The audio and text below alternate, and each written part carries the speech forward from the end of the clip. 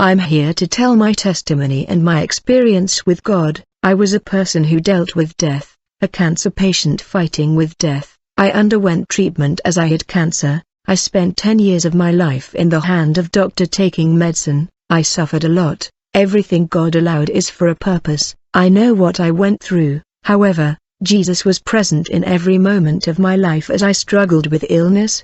Having cancer in the left eye, I've been hospitalized undergoing all kinds of treatment there at the hospital. I was among a group of cancerous people, who underwent treatment there with me. This was a very big battle. There are many people who do not understand why does God test his own this way. God has his ways of working in our life. Actually my childhood and past was sad and lead and I needed to find someone to change the course of my life. It was when I met Jesus and started to walk in his presence. He began to change many things in my life, and I was baptized in water. Today I am a church worker and I do missionary job preaching the word of God. Still God allowed me to go through this test. I don't know why but I ended up in the hospital, where they discovered a tumor in the back of my left eye. It was not 10 days but it was 10 years of battle for survival. I was treated with other 300 patients that had cancer. In the hospital the Lord told me that he had a work to do in my life,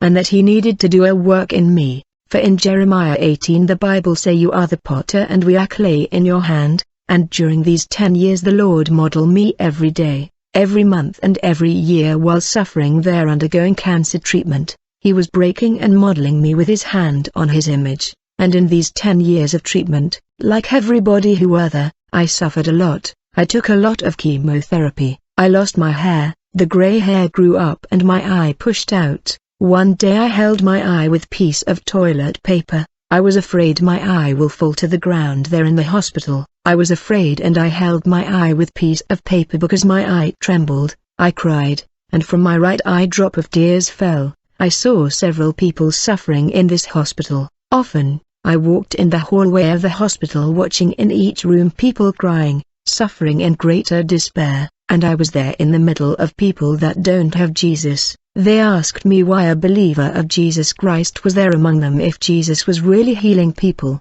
What was I doing there? I bowed my head and cried to Jesus Christ. He told me, raised your head, you must pass the test, you are being tested by fire. With my head held high, I said, Lord, what am I going to say to the people? They look at me and see me in this situation. People murmur, criticize and speak bad. I don't have words. Jesus said to me, when someone asks you why you are here in this situation you will explain Jeremiah 18, where God is portrayed as a potter and his people as clay. There was also bad treatment there in the hospital. It was suffering, until one day I locked myself in the hospital bathroom. I bent my knees and cried out to God there. I asked him to take me because I was tired of suffering so much. It's then Jesus told me, hang on just 1 minute, I will come down with your cure. I looked at my watch to check the time, and Jesus said to me, it's not about your time but in my Father timing I will do it. But that 1 minute meant 4 more years of suffering in that hospital, and during all these years I had no friends, no relative, nobody who accompanied me in this battle. I could only count on Jesus and no one else was there. I found out that Jesus is the best friend that we have it on our side in whatever comes and goes at the time of the test and fight. I was going through fire. I've been through the desert.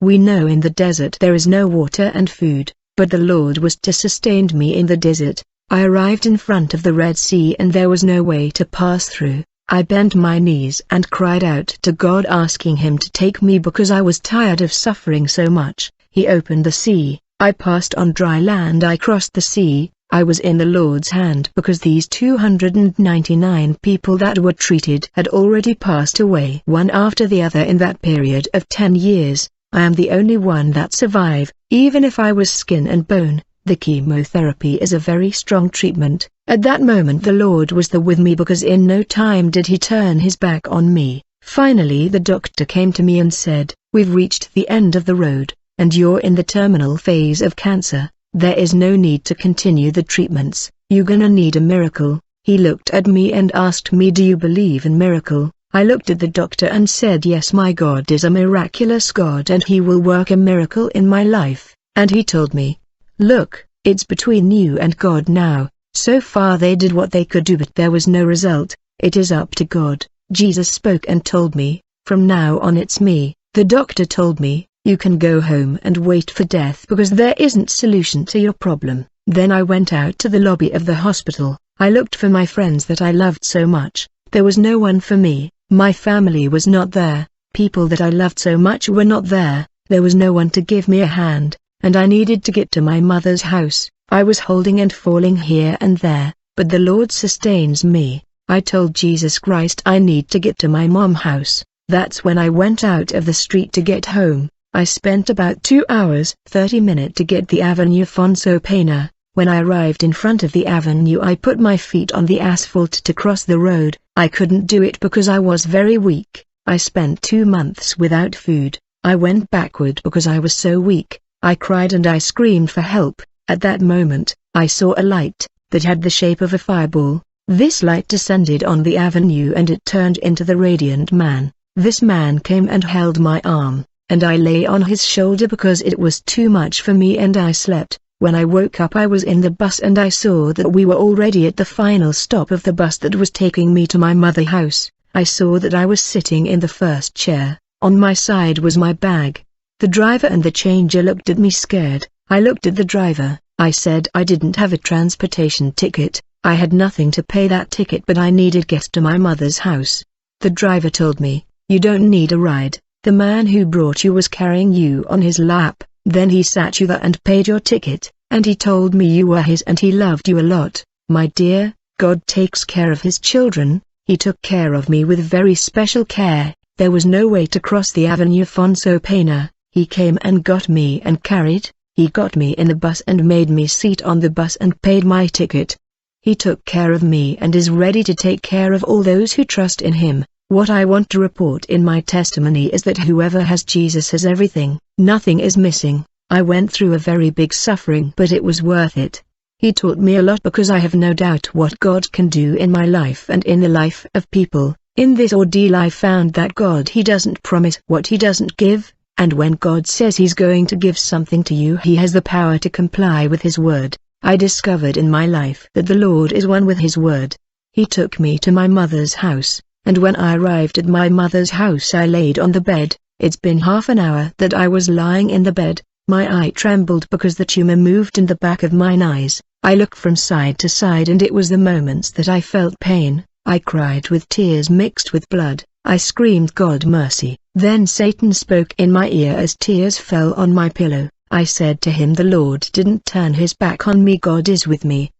And it was at that moment that the Lord came into my room and put His hands on my face, and with a smile He said, "I am here." Jesus is the most beautiful. Whoever has Him has everything. No need to panic and despair and agonize, just believe and trust. I'm the greatest proof for the greatest fight. I was there waiting for a miracle because the Lord said, "Look at me, daughter, you are going home for you gonna die, but don't worry, I'll get you up and everyone will be able to contemplate your victory." I was lying there on the bed waiting for death. I was all prepared and everyone was waiting for my death because I was dying. I looked into the living room. I could contemplate people who were friends.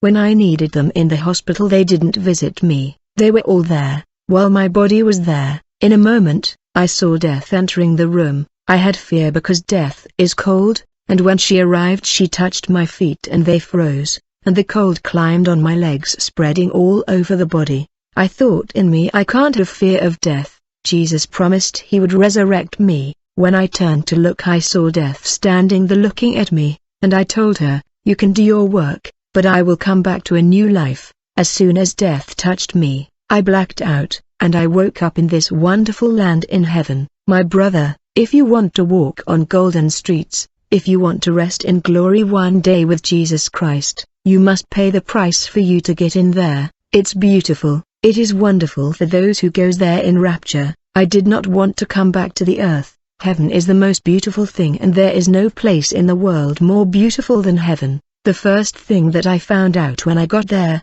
is this peace, there is no pain. When I walked in the streets of gold I found that I was in glory because I wasn't feeling pain anymore. There is laughing, peace, happiness, and I started running on that street of gold. I said I'm going to meet my best friend who was within the worst moments of my life, because the Bible says you are present in moments of anguish, and I started running on that street of gold. I was looking on that street of gold, my best friend, when I saw him coming to meet me. There was no way to tell how his face shone 1,000 times brighter than the sun.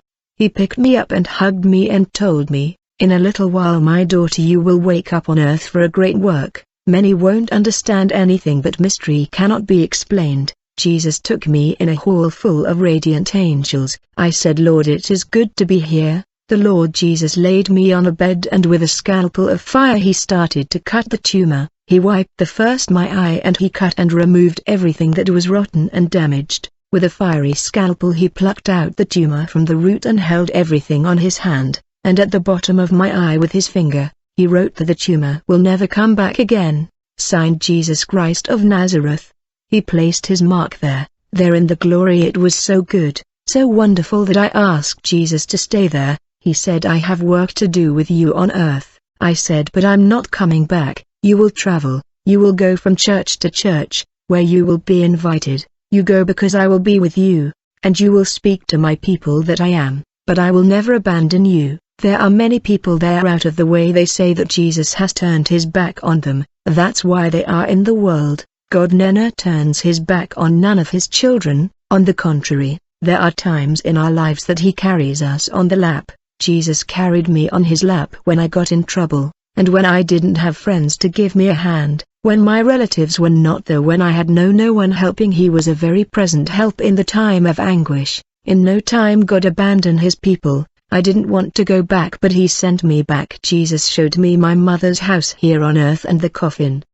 Inside the coffin was my body. Jesus showed me where my pit was. It was open waiting for me, and when it came time for the funeral they came to seek my body. Jesus told me, "It's time to wake up on earth to a new life. Because of my work you will come back." And when Jesus spoke like that to me, the funeral home opened, because they were going to take the coffin and sealed the body to go towards the cemetery. And that's when Jesus said, "It's time to resurrect." When Jesus said that word, I woke up. Because Jesus has tremendous power, I heard when he calls me, just like Lazarus heard the voice of the Lord. I woke up on earth and my coffin was returned. I woke up to a new life, and the Lord took me out of the coffin from the arms of death. Jesus rescued me. He put me on my feet, and he told me, "Now you go to the hospital." When I arrived at the hospital, everyone was scared. Then came the first doctor, the second, the third, actually 50 doctor, 10 specialists and 3 medicine professors examined me,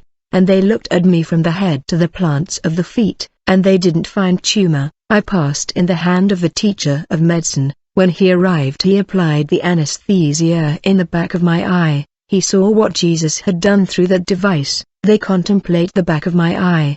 There was a brand. The doctor said, "It's funny, there isn't tumor and it has no more roots. It was all rooted there, but it is no more. But there's something in the back of your eye." And through the computer they can observe that in the back of my eye there was no root. The teacher told me, "If not God who surpassed specialist, and it is a man who is not from this earth that touched you. He's not from this world." He pulled out tumor with the root and left in a writing there. I said the writing meant the tumor will never come back again, and it is signed the Jesus Christ of Nazareth. God does this, brother, and he does a lot more for his children. When you meet Jesus there is not disappointment. You have everything in this land. It's a pity that humanity doesn't see Jesus as he is. He is much more wonderful.